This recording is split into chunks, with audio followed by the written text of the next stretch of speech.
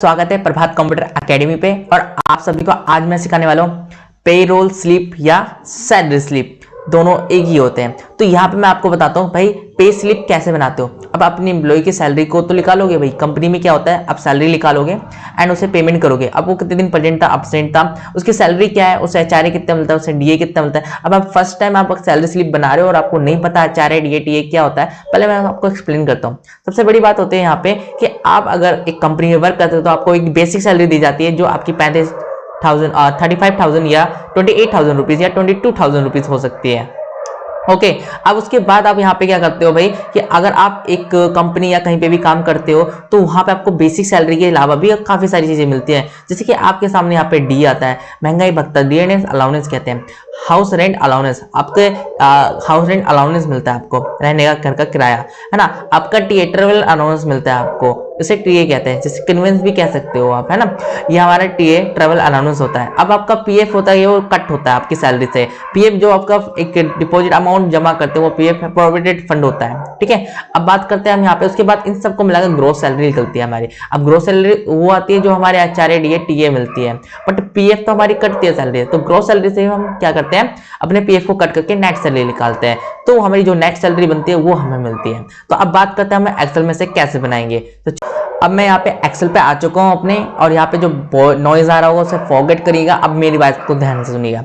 सबसे पहले मैं यहाँ पे कॉलम है, इसे कॉलम कहते हैं, इसे रो कहते हैं भाई, है ना।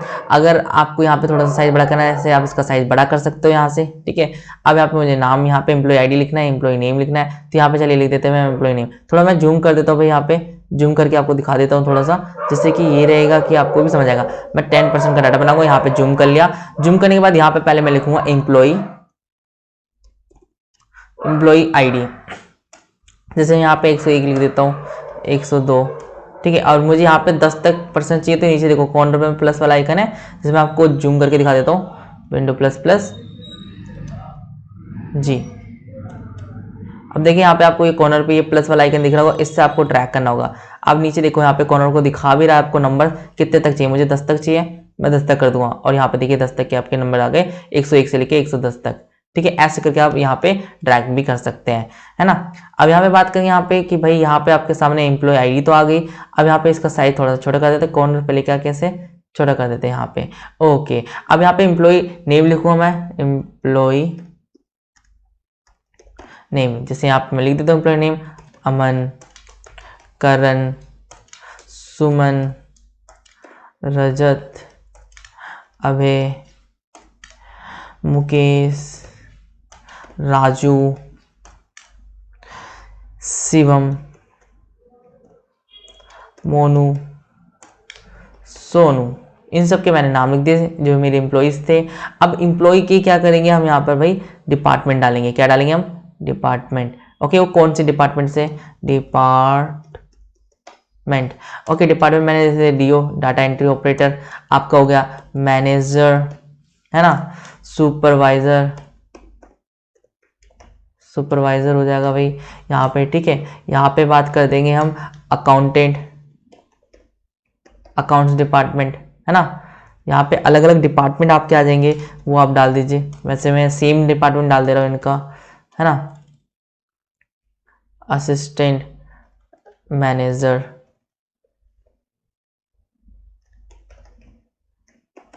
असिस्टेंट मैनेजर डीओ, यहाँ पे सुपरवाइजर, अकाउंटेंट डीओ, ओके। ये मैंने इनका क्या डाल दिया, डिपार्टमेंट डाल दिया। अब मैं यहाँ पे क्या डालूंगा, बेसिक सैलरी। क्या डालूंगा, basic salary, okay. Basic salary मतलब कि उसका नॉर्मल क्या, उसे आपको सैलरी आप उसे क्या प्रोवाइड मिल रही है भाई। थोड़ा साइज बड़ा कर देंगे कॉलम का यहाँ पे। जैसे मेरे को यहाँ पे एक रैंडम का फंक्शन होता है, एक फॉर्मूला होता है रैंडम का, रैंड बिटवीन का, मैं उसे लगा के यहाँ पे यूज करने वाला हूँ। जैसे मैंने इक्वल टू RAND करा, यहाँ पे देखोगे रैंड बिटवीन का फॉर्मूला है, सेकंड नंबर पे, इस पर क्लिक करना है। अब आपके सामने नंबर पूछेगा, जैसे मैंने कहा कि यहाँ पे 28,000 से किसी भी सैलरी कम नहीं होनी चाहिए, तो कॉमा, और ज़्यादा से ज़्यादा आपकी 80,000 होनी चाहिए, ठीक है। मैंने 80,000 डाल दिया, ब्रैकेट क्लोज। 20,000 से लेके 28,000 से लेके 80,000 तक के बीच के सारे मुझे नंबर्स दे देगा, रैंडम कुछ भी।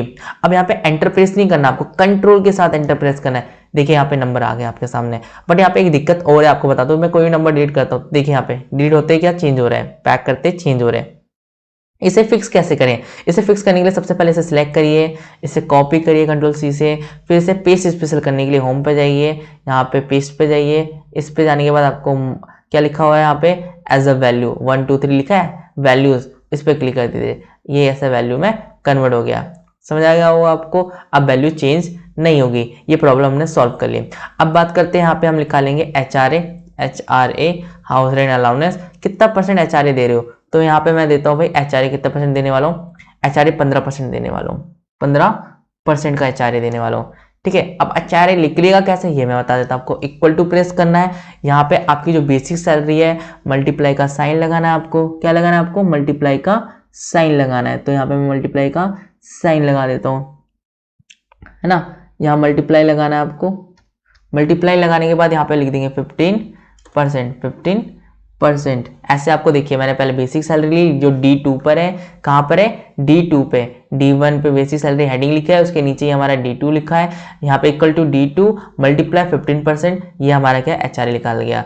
मैं आपको एक बार निकाल के दिखाता हूँ। इक्वल टू प्रेस करना है, बेसिक सैलरी मल्टीप्लाई का साइन लगाना है आपको, फिर यहाँ पे आपको क्या करना है 15% लिखना है भाई, 15% लिख देते हैं हम यहाँ पे और एंटर प्रेस कर देना है। ये आपका निकल गया। अब सबको एक साथ निकालना तो ऐसे सिलेक्ट कर लो, और वैसे मैंने आपको बताया था कि भाई यहाँ पे जब आप आओगे, देखो यहाँ पे आपने जब इसे सिलेक्ट करोगे दोनों को वैल्यू को, तो नीचे ड्रैग करना है। जब प्लस वाला आइकन आता है कॉर्नर पर, राइट बॉटम कॉर्नर पर, तब आपको नीचे ड्रैग करना है, सबके नंबर अपने आप आ जाएंगे।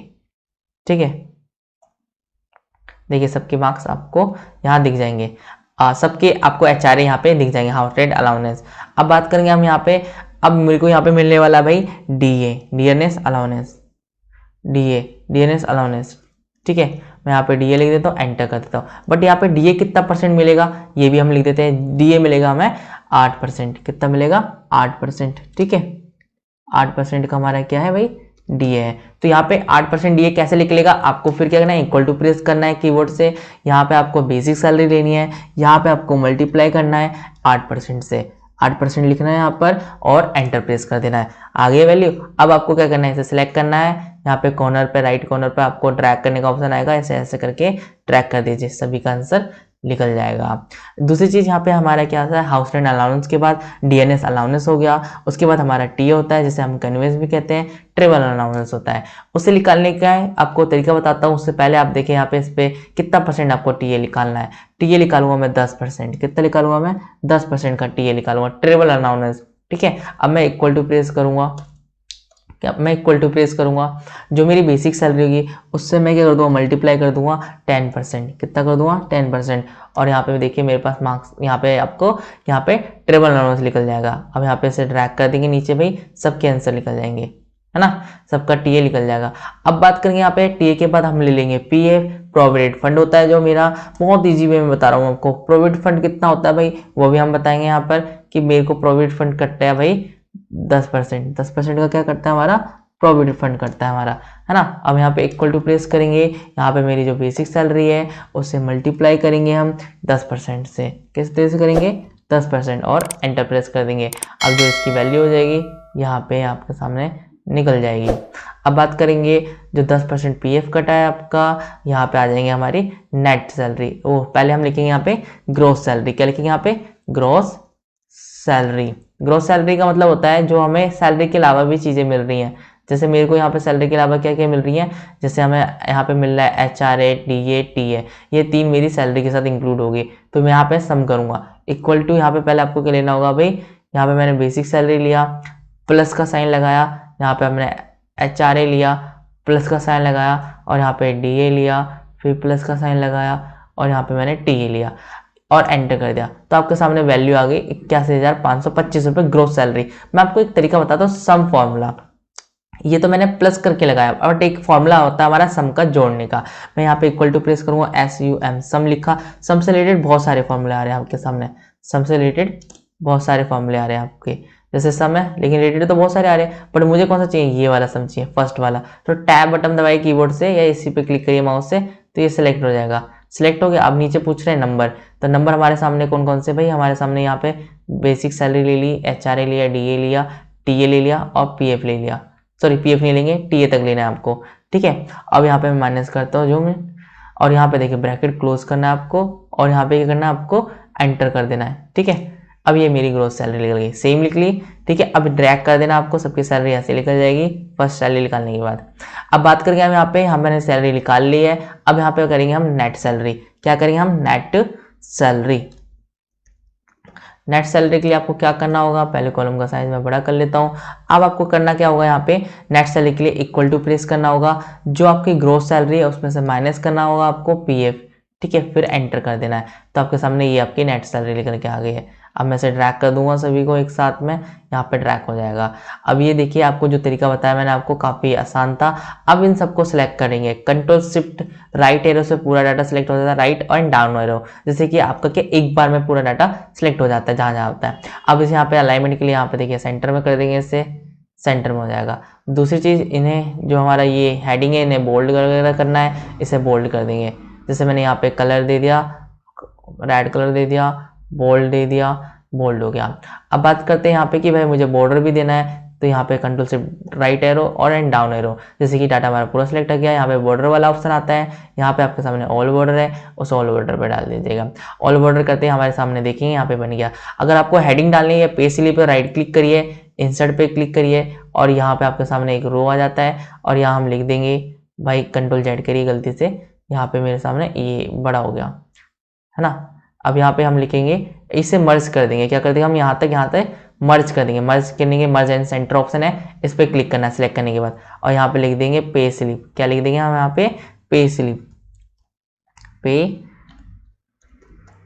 स्लिप, है ना। और इसे मैं साइज बड़ा कर दूंगा, साइज बड़ा करना है आपको तो सिंपल, आपको पता है करना है किस लिए, यहाँ पे इंक्रीमेंट साइज करना है, पे स्लिप लिख कर, है ना। बोल्ड वगैरह कर देना है, इससे बोल्ड हो जाएगा, है ना। और यहाँ पे देखोगे आप तो कलर वगैरह देखना है, तो कलर यहाँ पे चेंज करना है, कलर चेंज कर दो भाई। मेरे को यहाँ पे रेड कलर डाल दिया, बैकग्राउंड में कोई और कलर डालना है, बैकग्राउंड में कोई दूसरा कलर डाल देंगे, यहाँ पे ये कलर डाल देते हैं, और टेक्स्ट कलर इसका वाइट कर देते हैं। पे स्लिप कर दो, या हम इसे सैलरी स्लिप कर देते, बेटर लगेगा। मैं salary slip, salary slip, salary slip काफ़ी अच्छा लग रहा है मुझे, मैंने ये रख दिया। अब आप देख सकते हो यहाँ पे इस टाइप से आप बना सकते हो एक सैलरी स्लिप। कैसे बनाना है एक्सेल में विथ फॉर्मूला आपको मैंने बताया है, बहुत इजी मेथड में बताया। वीडियो अच्छी लगी तो प्लीज़ लाइक करिएगा चैनल को, एंड सब्सक्राइब करिएगा इस वीडियो को, एंड फॉरवर्ड करिए अपने फ्रेंड के साथ, शेयर करिए अपने फ्रेंड के साथ, और हम मिलते हैं अगले वीडियो के साथ। जब तक के लिए जय हिंद।